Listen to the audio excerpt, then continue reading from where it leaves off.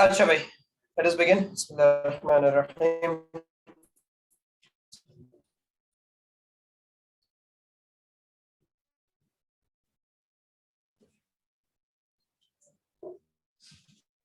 We did a few questions of theory for kinematics. आज इसके questions करके इसको वन से पढ़ते हैं ताकि इस चैप्टर से हमारा मामला है वो पूरा हो जाए.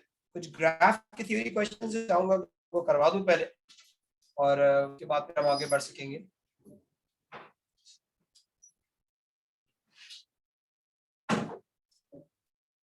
प्रोजेक्टाइल मोशन भी, हाँ इसमें एक चीज है वो भी करवा दो. चलो पहले आज एक काम करते हैं. इस projectile motion first and then I'm gonna take you guys further ahead.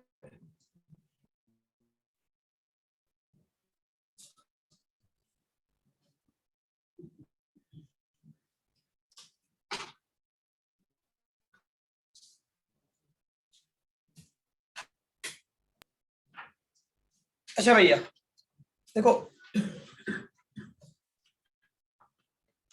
if we begin up with the idea of projectile motion, तो projectile motion होता क्या है जरा पहले इसको हम जनरली समझते हैं, फिर हम उसकी जो कैलकुलेटिव डिटेल है उस पर जाएंगे.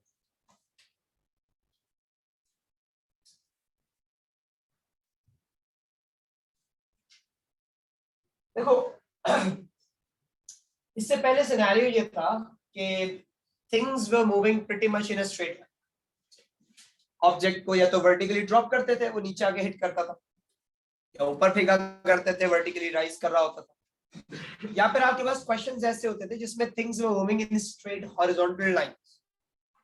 यानी मूवमेंट या तो वर्टिकल थी प्योरली या फिर हॉरिजॉन्टल थी प्योरली. कोई मूवमेंट कोई नहीं थी आपके पास जिसमें कर्व ट्रैक कमा. प्रोजेक्टाइल मोशन आपको इस ड्राइंग की तरफ एक रास्ता दिखाता है. इसमें होता ये है कि आपके ऑब्जेक्ट की एक्सेलरेशन आपके मूवमेंट के डायरेक्शन में नहीं बल्कि उससे अक्सर परपेंडिकुलर, कि एक फील्ड के अंदर आपको ऑब्जेक्ट मूव करना शुरू कर. अब इस बात से मतलब क्या है मेरा, मैं आपको समझाता हूँ. इमेजिन कीजिए कि आपके पास एक बॉल थी, बास्केटबॉल थी, जिसको आप हुक करने के लिए पर्टिकुलर लोकेशन से उसको फेंक रहे. जब बास्केटबॉल को हुक करने के लिए फेंकते हो तो आप उससे तरफ पुश नहीं करते बल्कि उसको एक फ्लाइट देने के लिए थोड़ा ऊपर भी पुश करते. मतलब अगर उसकी वेलोसिटी के लिहाज से बात देखी जाए तो आपने उसको जो वेलोसिटी दी थी, it was a bit in the X axis and it was a bit in the Y axis. उसकी वेलोसिटी का इफेक्ट एक्स में भी था और वाई में भी. इन शॉर्ट आप कह सकते हैं कि सर आपने उसको एक रिजल्टेंट दिया था एक पर्टिकुलर एंगल. आपने उसको इस तरीके से एक पर्टिकुलर एंगल पे फेंका.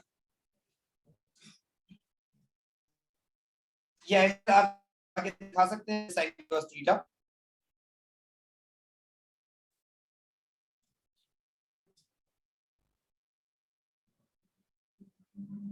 ये वेलोसिटी आपके पास v है. ठीक है, इस तरह से आपने यहाँ पे मामला था. इस वेलोसिटी का जो हॉरिजॉन्टल कंपोनेंट, हॉरिजॉन्टल कंपोनेंट हम बोलते हैं कि भाई आपने जो फेंका था उसमें एक हॉरिजॉन्टल इफेक्ट, इसको मैं नाम दे देता हूं वी एक्स. और जो वर्टिकल इफेक्ट है इसको मैं नाम दे देता हूं वी वाई. उसकी वेलोसिटी वाई एक्सिस में और उसकी वेलोसिटी एक्स एक्सिस. अगर इमेजिन करो कि हम ये एक्सपेरिमेंट हम इस तरह से एक बास्केटबॉल को हुक करने के लिए फेंकते और एनवायरनमेंट होता zero gravity. there was no force, no nothing, no air resistance, no friction, no gravity, कुछ भी नहीं होता. तो you would expect the ball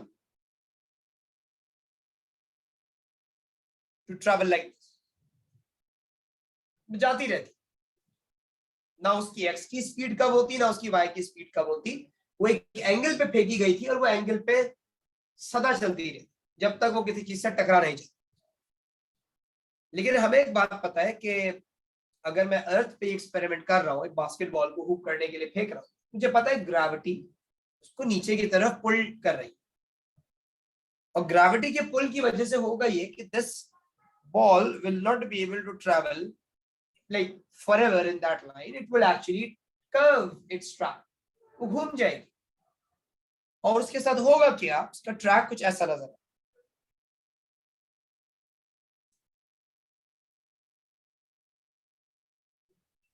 The track will look like this. This, my dear one, is called a projectile motion. इस track को, इस movement को, इस बॉल की आप प्रोजेक्टाइल मोशन का नाम, जिसमें आपके ऑब्जेक्ट में एक्स में भी मूवमेंट थी और वाई में भी मूवमेंट, लेकिन फर्क सिर्फ इतना था कि एक्स में तो वो आगे जाता रहा, वाई में वो राइज करता है थोड़ी देर तक और उसके बाद वो fall.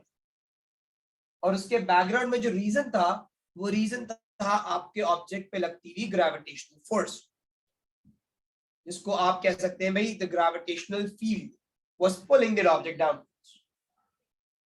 If someone asked me कि भाई अगर हम बॉल को यहाँ बना रहे हैं या इस पोजीशन पे शो कर रहे हैं या इस पोजीशन पे शो कर रहे हैं, anywhere in that projectile if ball had different like positions, मुझसे बोलता है वो कि भाई examiner draw the direction of force on that ball, force की डायरेक्शन ड्रॉ कर। अब because I had to draw the direction of force, तो मैं उसको कैसे अप्रोच करूंगा मैं बता। Projectile motion में you make an assumption, and that assumption is that you have no air resistance. ये चीजों को simplify करने के लिए, literally एक बास्केटबॉल को जब तुम हुक करने के लिए फेंक तो air resistance जीरो नहीं हुआ, सवाल ही पैदा नहीं होता, क्योंकि भाई you have air around you. तो basketball has like a significant size, थोड़ी है कि छोटी सी बॉल आप फेंक रहे थे, उसका अच्छा बड़ा एरिया है, एयर मॉलिक्यूल्स टकराएंगे, air resistance is there. But to make things bit more like simpler to analyse, हम प्रोजेक्टाइल मोशन में असम्पशन लेके चलते हैं कि air resistance was negligible, there was no air resistance. अब जब एयर रेजिस्टेंस आपने नेग्लिजिबल कह दी तो बॉडी पे सिर्फ एक ही फोर्स रह गई और वो था इसका weight, that's the only force acting. If someone asked me कि भाई आप मुझे इस बॉल पे जो फोर्स लग रही है वो बताइए कहाँ हो, मैं बोलूंगा भाई इनमें एक ही फोर्स बचती है और उसका वेट है, that is always vertically downwards. फिर वो बॉल कहीं पे भी हो, उसके ऊपर जो उसकी फोर्स होगी that will B vertically downwards.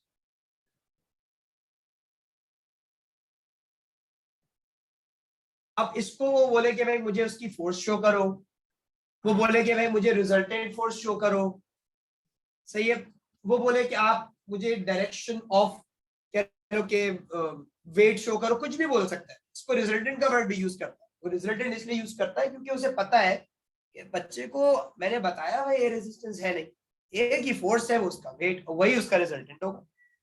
हाँ अगर एयर वगैरह का इफेक्ट आता तो फिर रिजल्टेंट की डायरेक्शन कुछ और हो सकती, इस वक्त वेट ही शुरू से आखिर तक लगने वाली फोर्स। तो अब वो आपको इसका वे बोले भाई मुझे वेट की डायरेक्शन शो करो या वो रिजल्टेंट फोर्स की डायरेक्शन शो करने को, आप एरो वर्टिकली डाउनवर्ड्स बना, और जो डायरेक्शन उस फोर्स की होती है वही डायरेक्शन मेरे बच्चे आपके एक्सेलरेशन की भी होती है। अगर आपके पास रिजल्टेंट फोर्स नीचे की तरफ है तो एक्सेलरेशन भी नीचे की तरफ होगी, and that will be equal to the gravitational acceleration. Earth की बात करूं तो 9.81, किसी और प्लेनेट की बात करूं उस प्लेनेट की ग्रेविटी, लेकिन होगी वो नीचे की तरफ, it will be acting vertically downwards. यही तो वो फोर्स थी जिसने उसके राइज को रोक के उसको फॉल कर, देख सकते हो ये घूमा ना, इसके घूमने का रीजन ये वाली फोर्स, हर वक्त हर लम्हे उसको उसका वजन लग रहा था जो उसको नीचे की तरफ खींचा। तुमने फेंका था उसको ऊपर, लेकिन उसकी वेट की वजह से वो ऊपर जाते हुए स्लो हुआ, पर इवेंचुअली नीचे। लेकिन क्योंकि आगे से कोई फोर्स नहीं थी, हॉरिजॉन्टल डायरेक्शन में कोई फोर्स, जीरो फोर्स, इसलिए हॉरिजॉन्टल डायरेक्शन में एक्सेलरेशन भी जीरो थी। There was no force along the x-axis, there was no acceleration along the x-axis, इसलिए हॉरिजॉन्टल का देखो कितना सिमेट्रिक सा ट्रैक बना था, इसमें कहीं आगे से घुमाव वगैरह नहीं है कि भाई यूं जाता था ऐसे घूम गई वो, ये तब होता अगर आगे से कंटिन्यूअस एयर का पुश पड़ रहा होता तो उसमें टर्निंग का चांस, या वो इतना सिमेट्रिक नहीं जाता, थोड़ा पहले गिर जाता है। ये तब होता है जब आगे से टकराने वाली एयर उसकी स्पीड को कम कर रही होती, फॉरवर्ड डायरेक्शन में उसको रिड्यूस कर रही है। लेकिन क्योंकि ऐसा कुछ नहीं था, तुमने एयर रेजिस्टेंस 0 मानी हुई थी, तो बिल्कुल सिमेट्रिक ट्रैक नजर आया। ये जो ट्रैक मेरे बच्चे तुम देख रहे हो, ये कोई सेमी सर्कल नहीं है, it's not a semi circle. ये कहलाया जाता है पैराबोला। इसको हम नाम देते हैं इट्स अ पैराबोलिक ट्रैक। ये सेमी सर्कल नहीं है, इस पे कोई सर्कुलर मेजर का रूल अप्लाई करने ना बैठ जाना कि बोलो ये 180 डिग्री हो गया सर्कल का मेरा, उसमें मैं कुछ रेडियस ले लूं या कुछ और निकाल लूं, इसमें ऐसा कुछ नहीं लगता। ये सर्कल नहीं है, ये पैराबोलिक ट्रैक है। इसमें पैराबोला की इक्वेशंस अप्लाई हो सकती है, लेकिन वो लाजिम बात है तुम्हारे फिजिक्स के डोमेन से बाहर, तो उसकी फिक्र करने की जरूरत नहीं।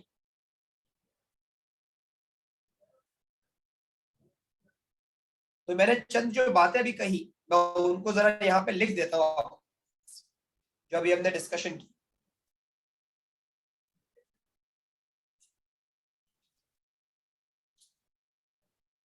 सबसे पहली बात हमारे सामने ये आई थी कि भाई no air resistance,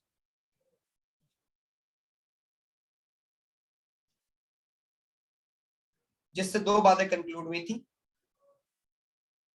x axis में आपके पास फोर्स 0, और इसीलिए एक्स एक्सिस में यानी हॉरिजॉन्टल डायरेक्शन में एक्सेलरेशन कि हॉरिजॉन्टल एक्सेलरेशन इज 0। और यही इसको आप ऐसे भी लिख सकते हैं, हॉरिजॉन्टल फोर्स इज 0।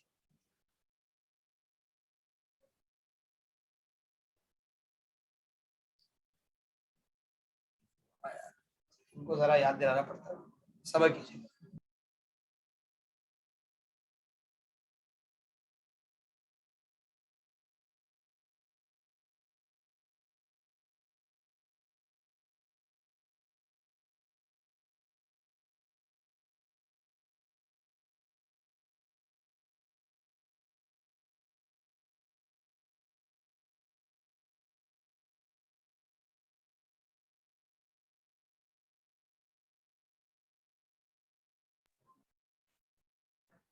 अच्छा भाई, तो सबसे पहली बात हमने एयर रेजिस्टेंस से जो बातें कंक्लूड की थी वो लिखी। ये मैं इसलिए इन अल्फाजों में लिख रहा हूँ क्योंकि बेटा ये चीजें एग्जामिनर तुमसे एमसीक्यूज वगैरह में पूछता है। प्रोजेक्टाइल मोशन में बताओ हॉरिजॉन्टल एक्सेलरेशन और वर्टिकल एक्सेलरेशन, बंदा कंफ्यूज होता है, इसलिए मैंने लिख दिया भाई हॉरिजॉन्टल में ना एक्सेलरेशन, हाँ वर्टिकल के अंदर है, उसके बारे में आप लिख देते हैं।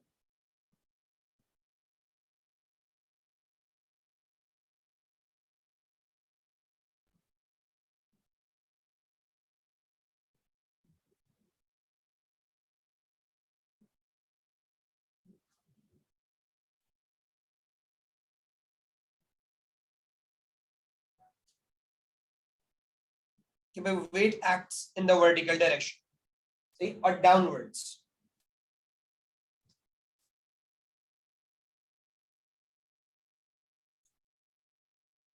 तो वाई एक्सिस में यानी वर्टिकल डायरेक्शन में आपके पास जो फोर्स आ रही होती है दैट इज द वेट।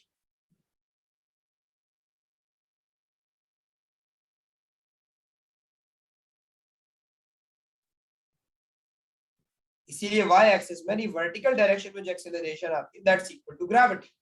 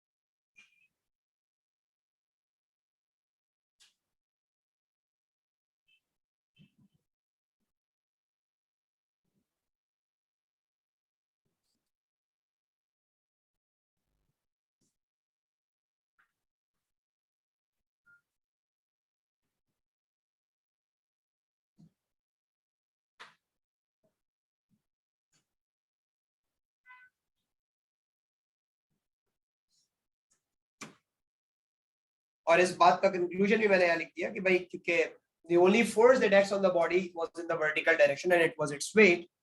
इसलिए the only acceleration was gravitation, यानी the resultant force was actually the weight of your object.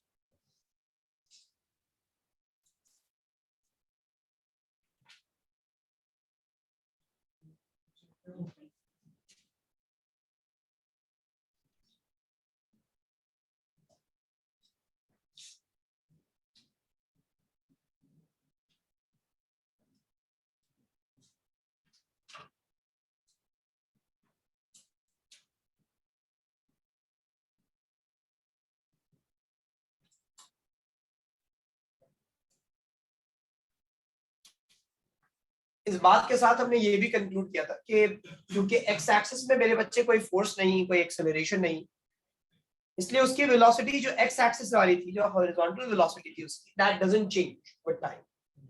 सही. लेकिन क्योंकि वर्टिकल डायरेक्शन में you had a force, you had acceleration, it changes with time. It decreases as the ball rises and it increases as it falls. तो ये बात भी अपने जहन में रखना कि जो Vx है it stays constant. इसको आप उसकी हॉरिजॉन्टल वेलोसिटी बोलते हैं.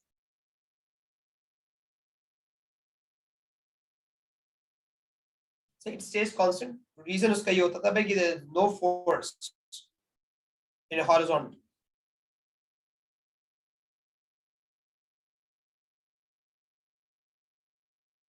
Vy changes. Vertical velocity कम ज्यादा होगी उसकी.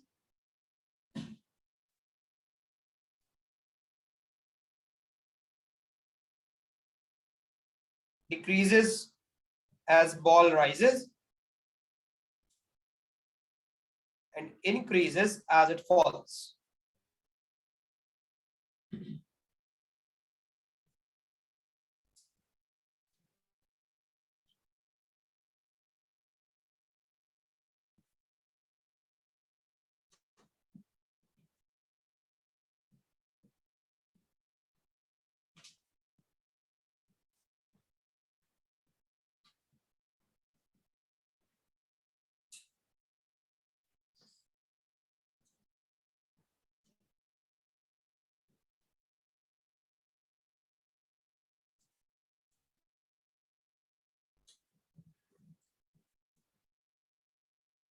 अब बात यहाँ ये आती है कि भाई how to figure out the velocity in X axis and Y.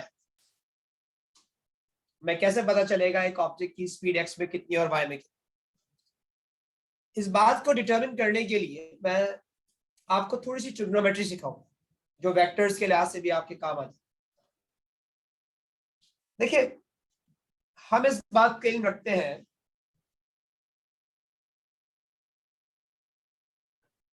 अगर ये हमारी वेलोसिटी का वेक्टर था तो इसको एक राइट एंगल ट्राइंगल में शक्ल दी जा सकती.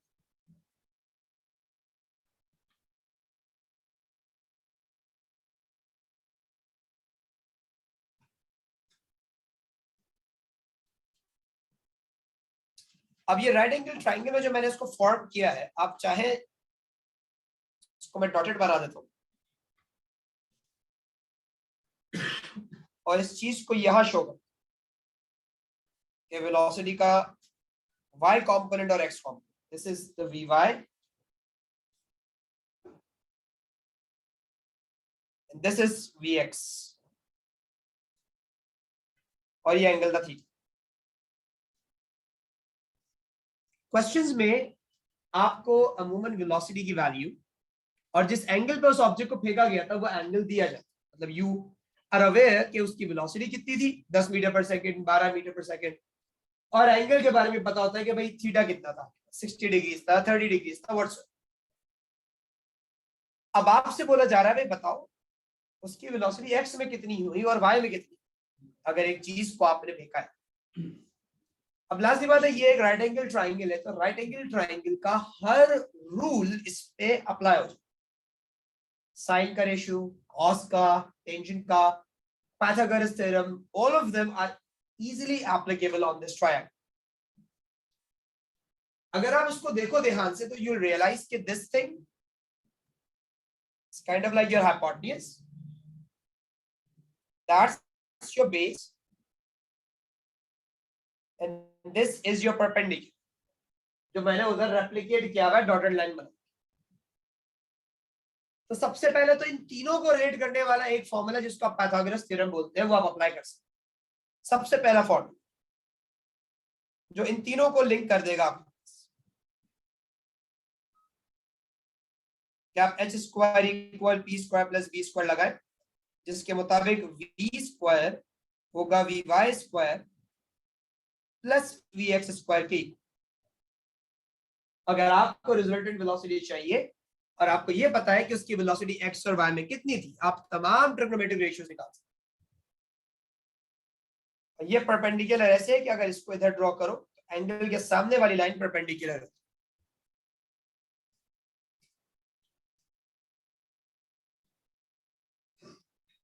बिल्कुल ऐसे जैसे आपने ये चीज अप्लाई की पाइथागोरस थ्योरम, वैसे ही आप अप्लाई कर सकते हो साइन कॉस और टेंजेंट का रेशियो। अगर मैं साइन वाला रेशियो अप्लाई करता, sine theta equals perpendicular upon hypotenuse, तो परपेंडिकुलर है वी वाई, हाइपोटेन्यूज है v. I can write something over here, I can say भाई sine theta equals v y over v. तो v y हो गया we sine theta के,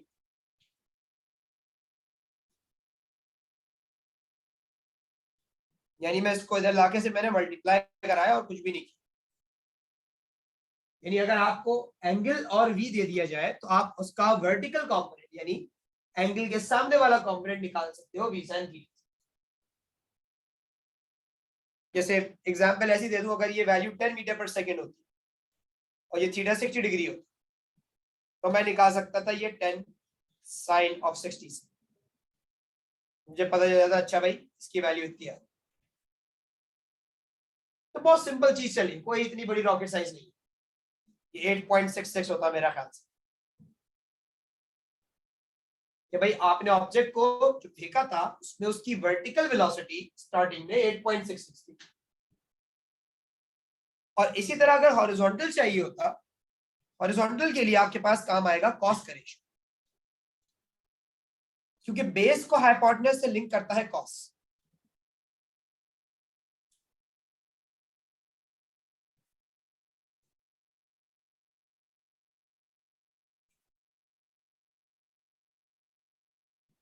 तो अगर मैं cos थीटा अप्लाई करता बेस अपॉन हाइपोटेन्यूज,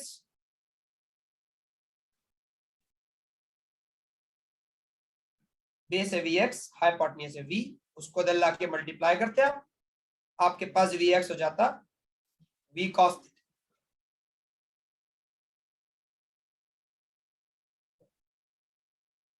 इस चीज से आप एक छोटा सा कंक्लूजन ड्रॉ कर सकते। कंक्लूजन ये है, इसको मैं रोमन में लिख देता हूं कि एंगल के साथ वाला जो कंपोनेंट होता है वो कॉस से निकलता है। एंगल के साथ जो लाइन बन रही होती है वो कॉस से निकलती है, क्योंकि वो लाइन बेस होती है आपके ट्रायंगल।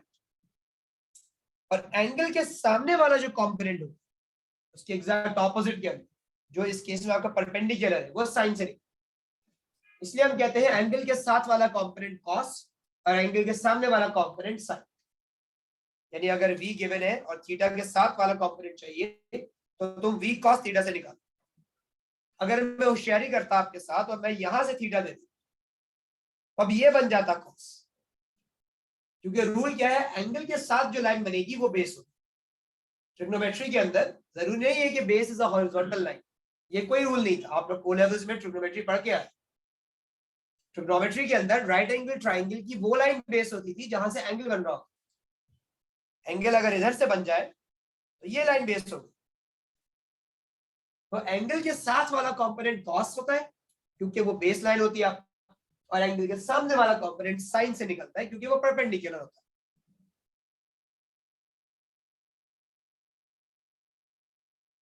कंपोनेंट विद एंगल या with theta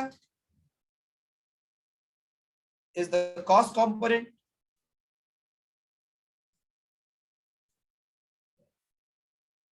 and the component opposite to theta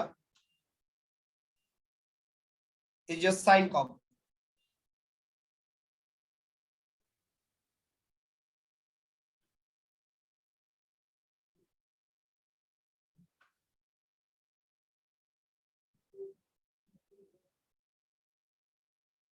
और टेंजेंट लगाओ तो Vx और Vy का रिलेशन बना सकते।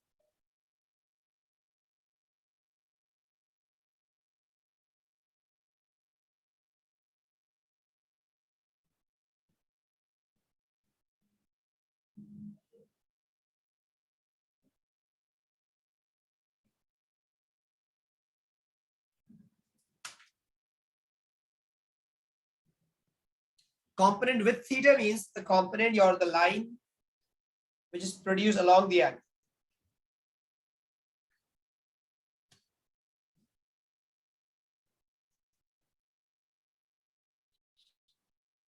अगर मैं एक प्रोजेक्टाइल मोशन में मौजूद ऑब्जेक्ट की हॉरिजॉन्टल और वर्टिकल वेलोसिटीज को देखूं कि हाउ डू दे चेंज, तो मैं एक वेलोसिटी प्रोफाइल बना के दिखा सकता हूं।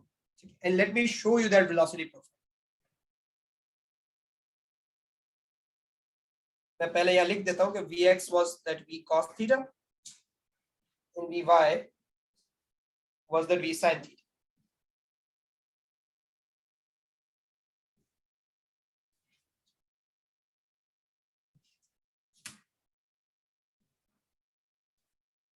बिल्कुल बेटा, डॉटेड लाइन को भी आप Vy कंसीडर कर सकते हो। वो डॉटेड लाइन मैंने बनाई इसलिए थी ताकि मैं बता सकता कि that is also the same Vy।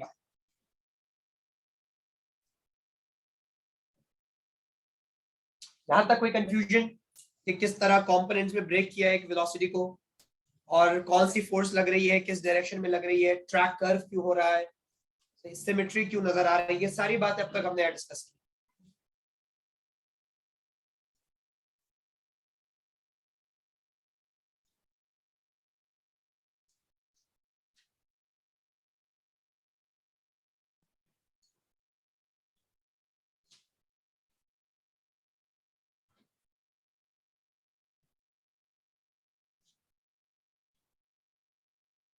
Let me show you a velocity profile over.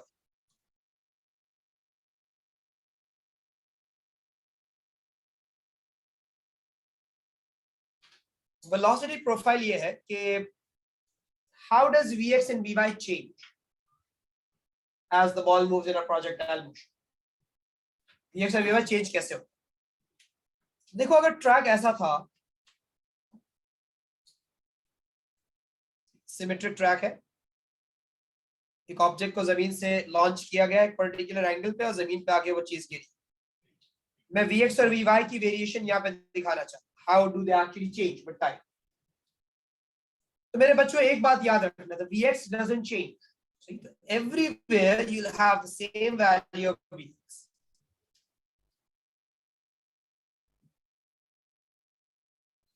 आप स्टार्टिंग से लेके एंडिंग तक चले जाएं, आप जिधर चाहे वेलोसिटी का कंपोनेंट बना दें, इस पोजीशन पे, इस पोजीशन पे, मैक्सिमम हाइट पे,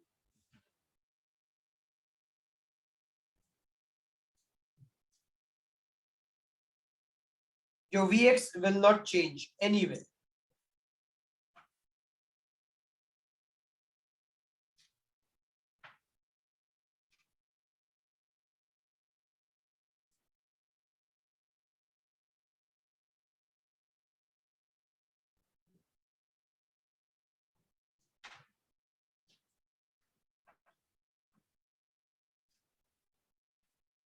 सही, Vx आपके पास सेम, हाँ Vy चेंज होता है और आपको लाजिम बात है Vy स्टार्टिंग में ज्यादा होगा, लेकिन विद हाइट ये कम होता जाता है।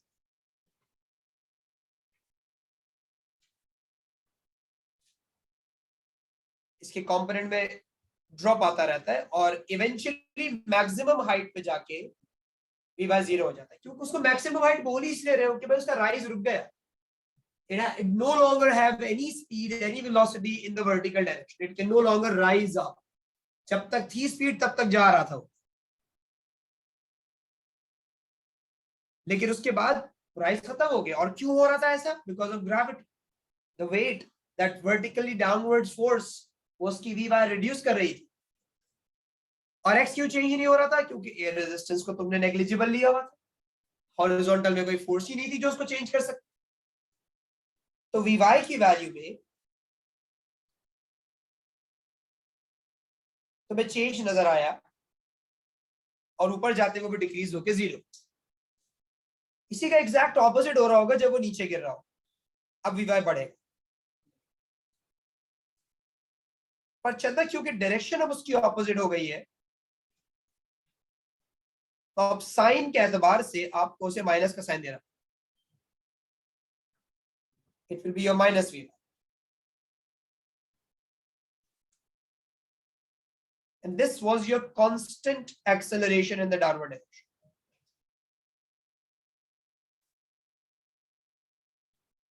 डाउनवर्ड डायरेक्शन में उसकी एक्सेलरेशन कांस्टेंट थ्रू आउट, एक ही रेट से अपने आप को स्लो कर रहा था और स्पीड अप कर रहा था वर्टिकल डायरेक्शन।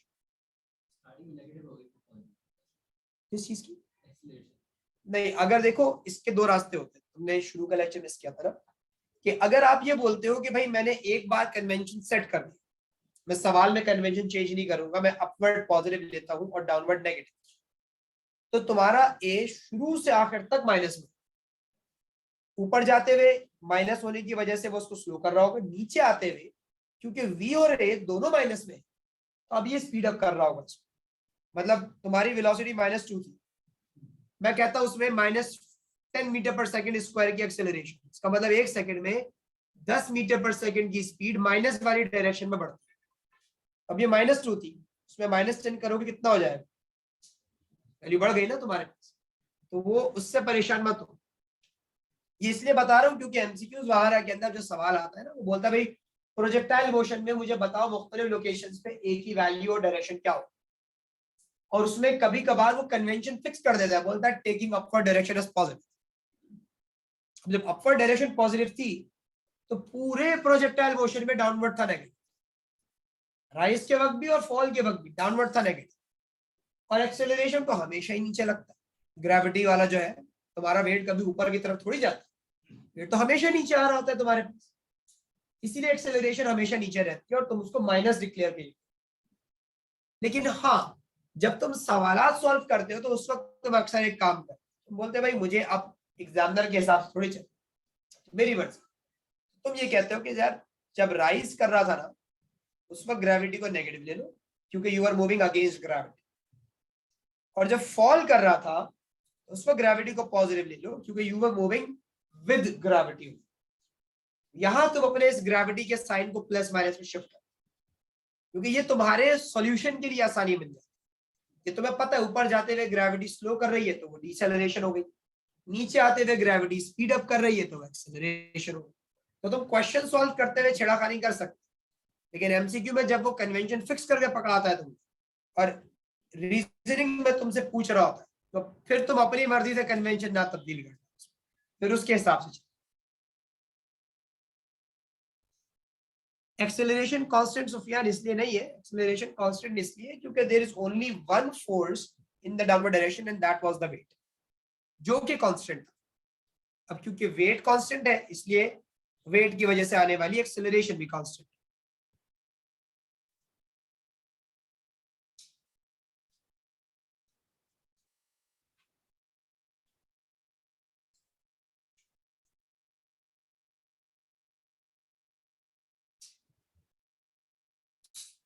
एक और बड़ा पसंदीदा एग्जामिनर का ना प्रोजेक्टाइल है तो वो अमूमन पूछता है, और वो पूछता है ऑब्जेक्ट को हॉरिजॉन्टली फेंक के। वो कहता है भाई मैंने एक ऑब्जेक्ट को हॉरिजॉन्टली प्रोजेक्ट किया था, या कोई हॉरिजॉन्टल टेबल पे से एक बॉल रोल होती हुई आ रही थी और एज क्रॉस करते ही वो नीचे गिर के हिट हुई ग्राउंड को। वो अब ये भी एक प्रोजेक्टाइल है। वो क्यों प्रोजेक्टाइल है? क्योंकि देखो गिरने से पहले उस ऑब्जेक्ट के पास हॉरिजॉन्टल डायरेक्शन में एक पर्टिकुलर वैल्यू थी वेलोसिटी,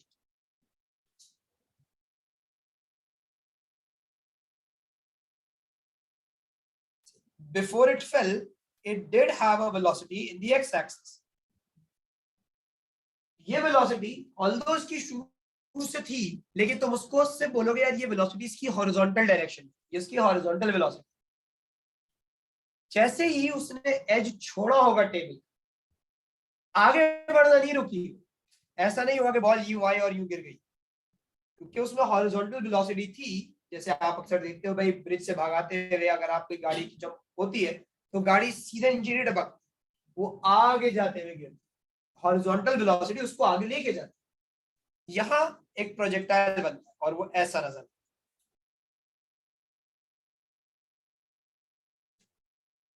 कि ऑब्जेक्ट ने शुरुआत की थी हॉरिजॉन्टल डायरेक्शन से, और जैसे जैसे वो ग्रेविटी के असर में आता गया, ग्रेविटी ने उसको नीचे ड्रॉप करवाया। लेकिन इसकी ये जो वेलोसिटी थी हॉरिजॉन्टल डायरेक्शन वाली, ये तो तुम्हें पता चेंज ही नहीं होती। ये तो जहां पे भी तुम बोलोगे उसकी हॉरिजॉन्टल में यही वेलोसिटी निकलेगी, शुरू से आखिर तक उसकी हॉरिजॉन्टल में यही वेलोसिटी निकलेगी, जब तक वो हिट नहीं कर जाता ग्राउंड। हर जगह उसकी यही वेलोसिटी।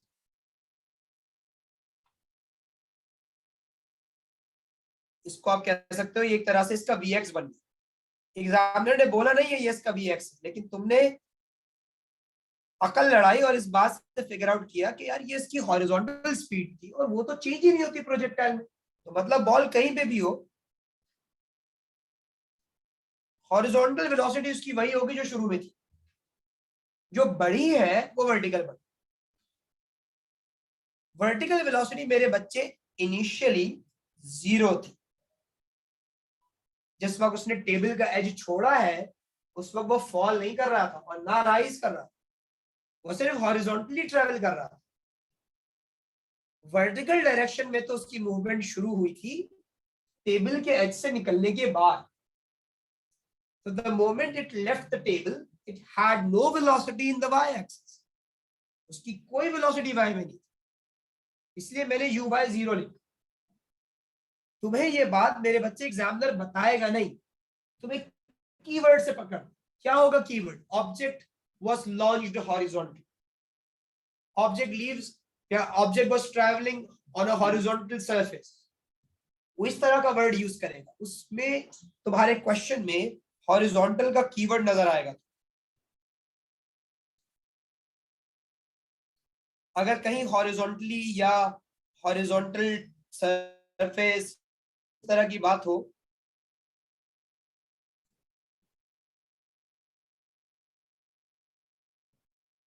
तो तुम समझ जाना कि इसमें आपका u by 0 सही। वो डायग्राम भी बना के दिखा सकता है, बहुत सारे क्वेश्चंस ऐसे हैं जिसमें उसने डायग्राम बनाया, तो उसमें भी तुम देख के पहचान जाते हो इसका हॉरिजॉन्टल वेलोसिटी 0। ये कीवर्ड है उसके लिए, हॉरिजॉन्टल बोला, वर्टिकल वेलोसिटी क्या भाई, इसका u by 0।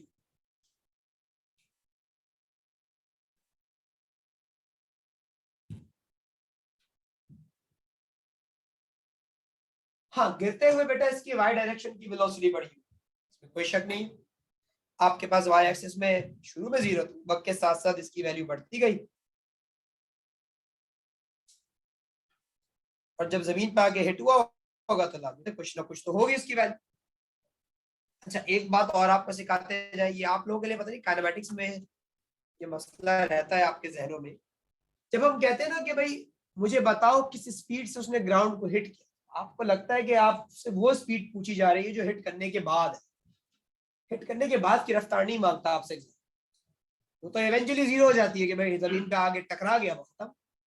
वो बोलता है जिस स्पीड से आके हिट कर रहा है वो बताओ, बाद की नहीं, हिट करने से एक लम्हा पहले की रफ्तार पूछता है आपसे, तो वो 0 नहीं होती वाई और ना एक्स। वो चीज जब आके जमीन को हिट करेगी वो एक पर्टिकुलर वैल्यू से हिट करेगी, उसका एक वी वाई होगा, उसका एक वी एक्स होगा, that will be there. You not suppose to like go about के बाद वो हिट करने के बाद तो सर 0 हो जाना चाहिए, वो 0 बाद में होगा बेटा। उस वक्त तो प्रोजेक्टाइल खत्म हो गया आपका, वो आपसे उस डोमेन में सवाल ही नहीं पूछ रहा। जब जमीन को टच कर लिया तो खत्म प्रोजेक्टाइल एंड, अब वो प्रोजेक्टाइल का क्वेश्चन थोड़ी। इस बात को ध्यान में रखना, कभी भी इस चीज के मिसकंसेप्शन में मत जाना।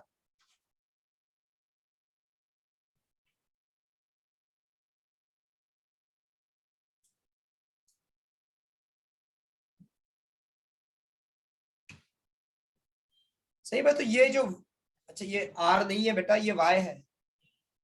ये Y axes, it's not are.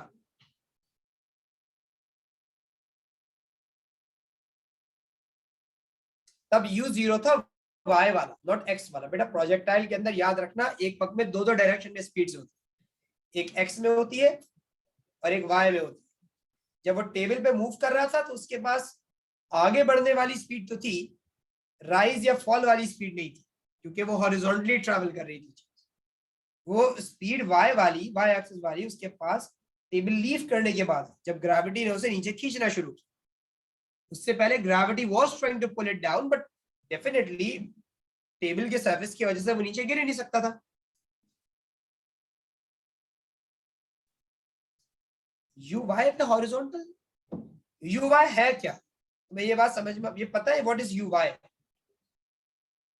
ये जो सिंबल मैंने लिखा है, what is U Y? its initial velocity in vertical direction.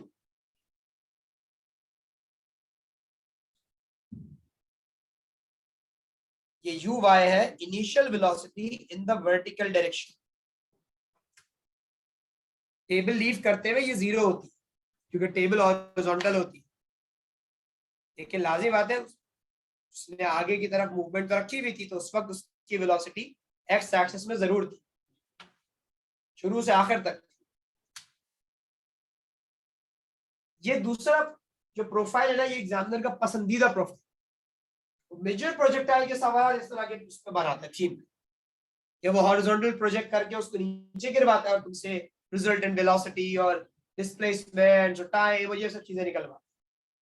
तो अब जो हमारा मामला है वो इसी चीज पे, कैलकुलेशन कैसे करें, सवाल सॉल्व कैसे होगा कि अगर वो मुझसे पूछ रहे हैं बताओ बॉल के गिरने का टाइम कितना है, या स्ट्राइक करते हुए उसकी स्पीड कितनी थी, या कितना आगे जाके हिट हुई, ये वाली बातें पूछ रही, तो how will we gonna get like figure this thing out?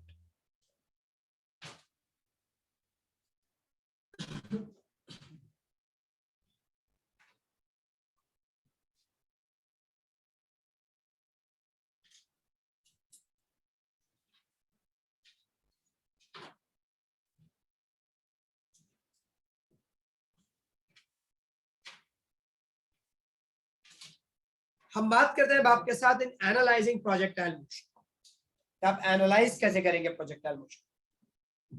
Projectile motion कभी भी वन गो में एनालाइज नहीं होता, कभी भी नहीं। कि आप चाहे तो इक्वेशन ऑफ मोशन इस पूरे ट्रैक पे लगा रहे हैं, आप लगा नहीं सकते, उसके मसाइल। सबसे पहला बड़ा मसला जो आपको यहाँ मिलेगा, इक्वेशन ऑफ मोशन लगती है स्ट्रेट लाइन मोशन। शर्त यही थी उन इक्वेशंस की, अगर याद करो मैंने इक्वेशंस ऑफ मोशन लिखवाने के बाद दो कंडीशंस लिखवाई थी, इनको अप्लाई होने। एक थी स्ट्रेट लाइन मोशन और एक थी यूनिफॉर्म एक्सेलरेशन। ये कहीं से स्ट्रेट लाइन नहीं, आप इसको अज्यूम भी नहीं कर सकते स्ट्रेट। हमने इसकी वेलोसिटी को दो पार्ट्स में तोड़ा ही इसलिए था ताकि हम इसकी पूरी जर्नी को एक साथ नहीं, एक्स और वाई में सेपरेटली एनालाइज। हम इसके आगे बढ़ने को अलग स्टडी करते हैं और इसके राइज और फॉल को अलग स्टडी। ये मानो ऐसा है, एक बड़ा सा रूम था जिसमें आपके पास एक बास्केटबॉल का हुप लगा हुआ था और आपके हाथ में बास्केटबॉल। उसने एक लैंप लगाया ऊपर की तरफ ताकि जब आप बास्केटबॉल को फेंको तो उसके शैडो जगह कास्ट। अब जब बास्केटबॉल आपके हाथ से निकल के हुप तक जा रही होगी तो उसका जो शैडो नीचे कास्ट हो रहा होगा वो उस बास्केटबॉल की मूवमेंट हॉरिजॉन्टल डायरेक्शन में दिखा रहा कि वो बास्केटबॉल आगे कैसे बढ़ रही, कितनी स्पीड से बढ़ रही है, कितना डिस्टेंस उसने हॉरिजॉन्टली ट्रैवल किया। उस शैडो की स्टडी उसकी हॉरिजॉन्टल मोशन की स्टडी।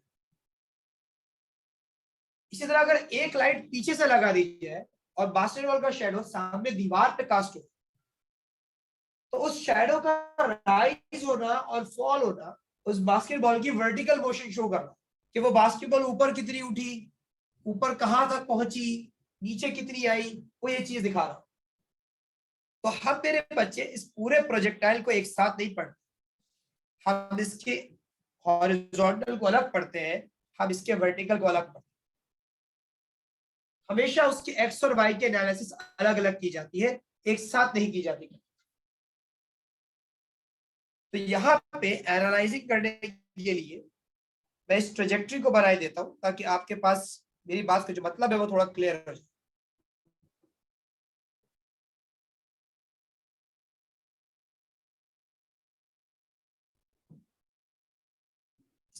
इस पूरे ट्रैक को मैं डॉटेड कर देता हूं, यहां से डॉटेड नहीं करता, मैं यहां से डॉटेड।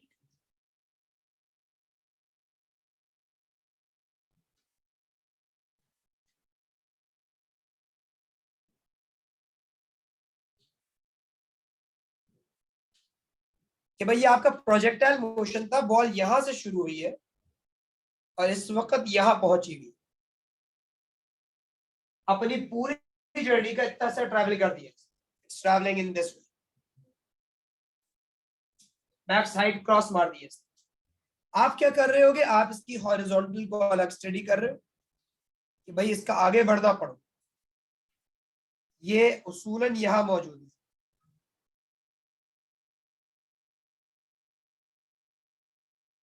इसका शेडो अगर हॉरिजॉन्टल में देखो तो वो यहां मौजूद है तुम्हारे पास।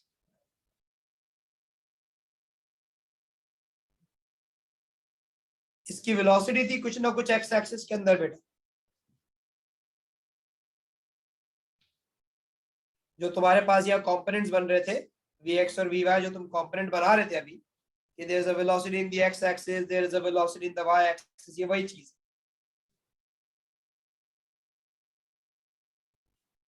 हमारी बॉल हॉरिजॉन्टल डायरेक्शन में मूव कर रही है, पर्टिकुलर डिस्प्लेसमेंट ट्रैवल किया है अलोंग एक्स एक्सिस, और इसी तरीके से मेरे बच्चों इसका राइज और फॉल, ये अपनी एक मैक्सिमम हाइट को पहुंची है और वहां से वापस घूम के गिरी।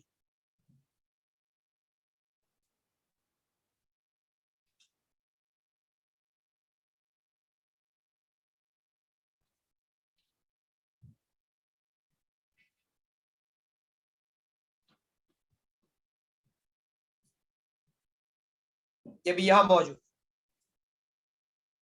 पूरी जर्नी उसकी ऐसी थी, लाजमी सी बात है उसका राइज होना था, वापस नीचे आके गिरना था, लेकिन अभी वो बॉल अपने वर्टिकल डायरेक्शन के एतबार से देखो तो यहां मौजूद, एक particular initial velocity in the Y axis से उसका स्टार्ट हुआ।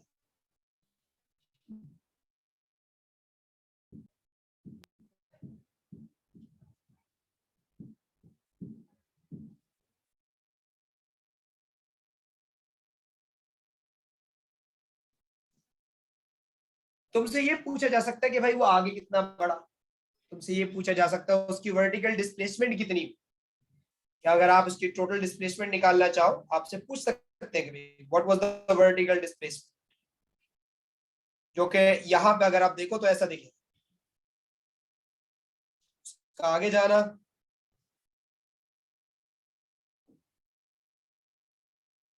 उसका ऊपर उठना, और इवन यहां तक है उसका रिजल्टेंट, कि वो चीज आगे कितनी मूव हुई है,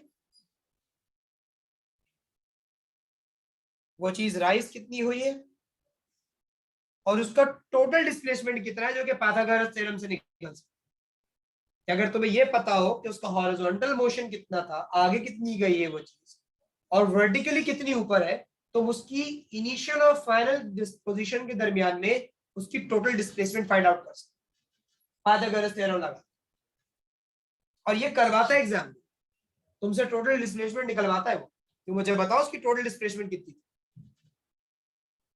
तो उसके लिए तुम्हें दो चीजें चाहिए होती, तुम्हें ये पता होना चाहिए आगे कितना बड़ा, तुम्हें ये पता होना चाहिए ऊपर कितना होगा, और उसके बाद तुम पाइथागोरस थ्योरम लगा। ये वो चीजें हैं जो तुमसे एग्जामिनर पूछता है। अब जब एनालिसिस करना तो बेटा एक बात का ध्यान रखना, वो मैं लिख देता हूं, जब तुम हॉरिजॉन्टल की कोई चीज निकालना, यानी हॉरिजॉन्टल वेलोसिटी या हॉरिजॉन्टल डिस्टेंस, तो तुम्हारे पास सिर्फ एक इक्वेशन, बस, speed equals to distance upon, horizontal में इसके अलावा और कुछ नहीं लगता, और उसका एक बहुत बड़ा रीजन है, उसका रीजन ये है कि हॉरिजॉन्टल डायरेक्शन में तो रफ्तार तब्दील ही नहीं हो रही थी, एक्सेलरेशन थी ही नहीं, ऑब्जेक्ट कांस्टेंट स्पीड में निकला हुआ था। तो जब एक्सेलरेशन थी नहीं तो इक्वेशन ऑफ मोशन लगाने का क्या तुक बनता, थोड़ी लगेगी आपकी। इक्वेशंस ऑफ मोशन तो आप तब लगाते हो जब ऑब्जेक्ट एक्सेलरेट कर रहा हो, जो उसने वर्टिकल डायरेक्शन में किया, हॉरिजॉन्टल में नहीं। हॉरिजॉन्टल की एनालिसिस बहुत सीधे तरीके से होती है, एक ही फॉर्मूला लगता है, इसके अलावा और कोई फॉर्मूला नहीं है। Velocity equal displacement upon time कह लो या speed equal distance upon time कह लो, बस हर चीज हॉरिजॉन्टल की होनी चाहिए। डिस्प्लेसमेंट हॉरिजॉन्टल का आएगा, इस स्पीड इसमें हॉरिजॉन्टल की रखोगे तुम, रिजल्टेंट नहीं रख सकते, वाई नहीं रख सकते, क्योंकि जब तुम स्टडी ही हॉरिजॉन्टल डायरेक्शन की कर रहे हो तो हर प्रॉपर्टी हॉरिजॉन्टल की रखना। टाइम वाहिद ऐसी चीज है जिसका एक्स और वाई से कोई ताल्लुक नहीं, और उसका रीजन ये था कि ये प्रोजेक्टाइल मोशन एक्स और वाई में साइमल्टेनियस हुई थी। जिस वक्त ये बॉल आगे जा रही थी उस वक्त वो बॉल राइज भी कर रही, ऐसा नहीं हुआ कि आगे बढ़ने में अलग टाइम लगा, ऊपर जाने में अलग टाइम लगा।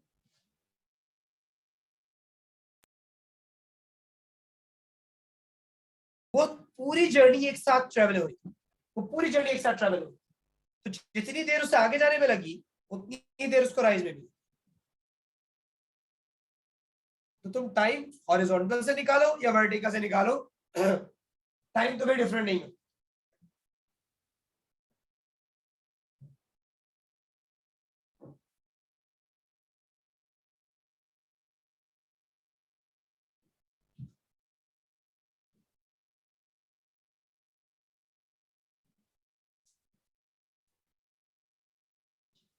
अगर वर्टिकल में बात करते हैं तो वर्टिकल के अंदर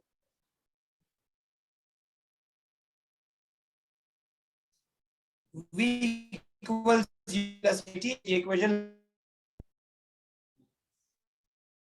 S equal U T plus half A T square लगा, तो मतलब कोई सी भी इक्वेशन ऑफ मोशन आप यहाँ पे यूज कर सकते हो, क्योंकि वर्टिकल डायरेक्शन में थी एक्सेलरेशन,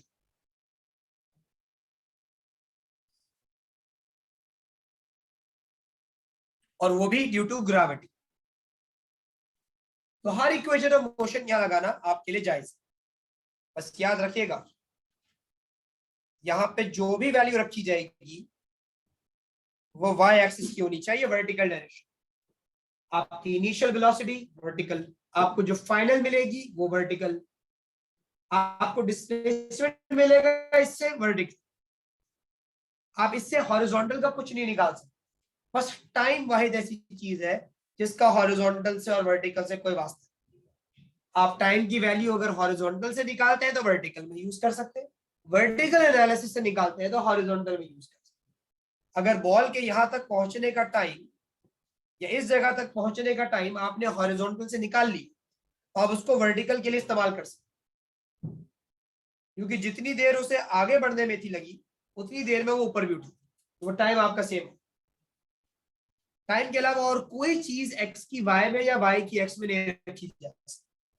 ये बात मैं जितने एम्फेसिस से बता रहा हूं उतने ही ज्यादा गलती की गुंजाइश होती है इसमें।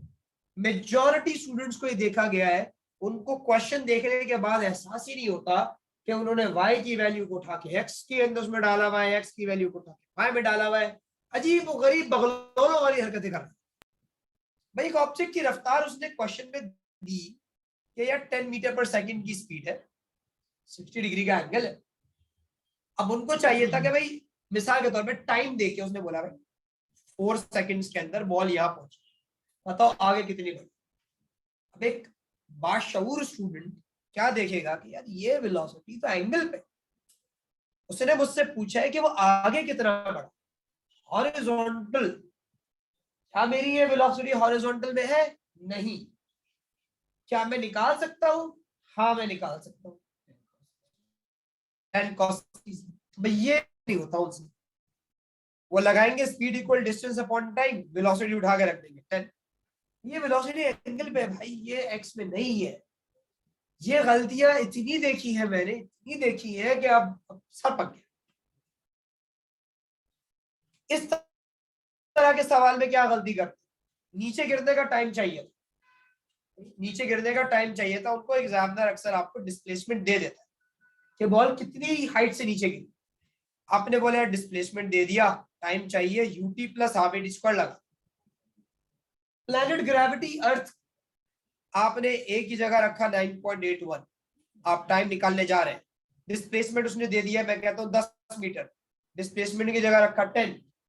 आपको पता है क्वेश्चन में दिखाया हुआ है, कीवर्ड यूज किया हुआ है, हॉरिजॉन्टली प्रोजेक्ट हुआ है ऑब्जेक्ट, नहीं यू के अंदर रखेंगे 10 या 10 बोलो, जो भी एक्स की वेलोसिटी थी 2 मीटर पर सेकंड थी, यू में रख देंगे 2t प्लस हाफ 9.81। भाई यू में 2 क्यों रखा सर? थी तो हॉरिजॉन्टल उसकी वेलोसिटी इनिशियल 2 मीटर पर सेकंड। अरे इस बात को समझो, ये एक जनरल काइनेमेटिक का सवाल नहीं है, ये प्रोजेक्टाइल का क्वेश्चन है। प्रोजेक्टाइल के क्वेश्चन को एक्स और वाई में अलग अलग सॉल्व किया जाता है। मैं मानता हूं, मेरा इस बात पे ईमान है कि हाँ उसकी वेलोसिटी एक्स एक्सिस में है 2 मीटर पर सेकंड, लेकिन वो एक्स एक्सिस में है, वो वेलोसिटी उसकी हॉरिजॉन्टल है, वो उसकी वर्टिकल नहीं है। तुम जो एनालिसिस कर रहे हो वो वाई एक्सिस में कर रहे हो, तुम उसके गिरने का टाइम निकाल रहे हो, तो हर चीज वाई एक्सिस की यूज करो ना। जब डिस्टेंस वाई का रखा, ग्रेविटी वाई की रखी, तो यू वाई का रखने में क्या जा रहा था? जब उसने कीवर्ड दे दिया projected horizontally, leave the table horizontally, तो मैं पता है U Y 0, initial velocity Y में 0 है, 0 रखो, नहीं 2 रखना है, या जो भी वैल्यू रखना। इस गलती से बचो, वैल्यू प्रोजेक्टाइल की हर जगह इस्तेमाल नहीं हुआ करती। हॉरिजॉन्टल और वर्टिकल को अलग अलग एनालाइज करना सीखो बेटा, वरना प्रोजेक्टाइल का सवाल बर्बाद करके आओ। ये वो गलती है जो मैंने बहुत देखी, बहुत ज्यादा देखी।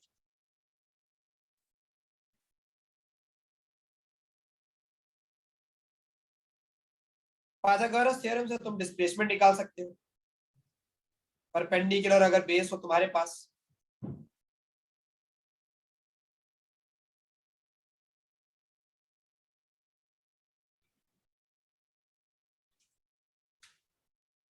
ये तुम्हारा रिजल्टेंट डिस्प्लेसमेंट होता है।